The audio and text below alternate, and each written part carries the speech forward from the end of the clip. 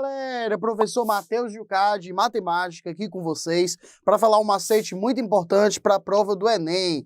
O macete de hoje é escala, então vamos entender aqui o conceito de escala, como é que isso aparece na prova e o que é que a gente deve se preocupar para não errar as questões envolvendo esse assunto. Escala é questão certa na sua prova do Enem, com certeza a prova vai ter pelo menos uma questão de escala, porque escala está previsto lá na habilidade 11, competência 3 da matriz de referência da prova. Então, com toda certeza, tem questão de escala lá. Na maioria das vezes, tem até mais de uma questão de escala, como aconteceu no Enem de 2018, e que a gente tinha 3 questões envolvendo o conceito de escala na prova. E aí, o que é que a gente tem que saber sobre escala?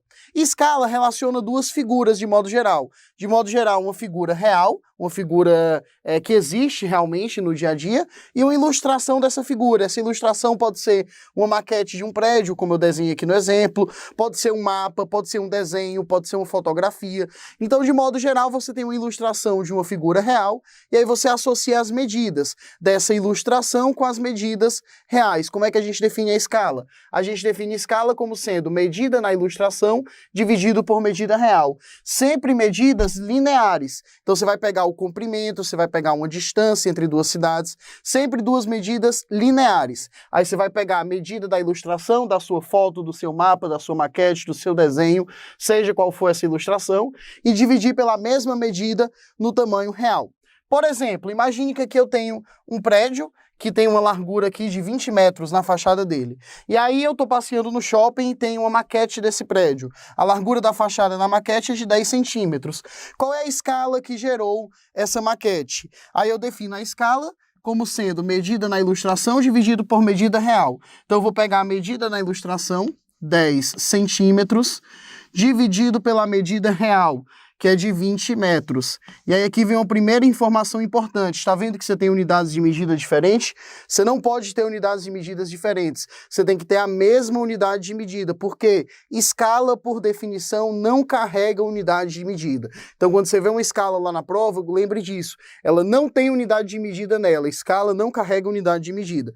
E aí, para a gente construir dessa maneira, a unidade que eu colocar no numerador, eu tenho que colocar no denominador. Então, eu tenho duas opções. Ou eu converto esse numerador para metro, ou eu converto esse denominador para centímetro. Vou converter o denominador para centímetro, lembrando aqui da escala, metro, decímetro e depois centímetro. De metro para decímetro, você tem centímetro, você tem duas passagens aqui, então são duas multiplicações por 10, você vai multiplicar por 100 a sua quantidade. Então essa escala ela fica 10 centímetros, e aí eu vou pegar esses 20 metros e vou multiplicar por 100, porque são duas conversões, vai ficar 2.000 centímetros. E aí a gente pode cancelar essa unidade de medida. Por isso que a escala não carrega unidade de medida. Não esquece disso, escala não carrega unidade de medida. Quando você for montar a escala, você tem que montar de tal forma que as unidades de medida cancelem. E aí isso aqui fica o quê? Isso aqui fica 10 dividido por 2.000. Essa é a nossa escala. 10 dividido por 2.000.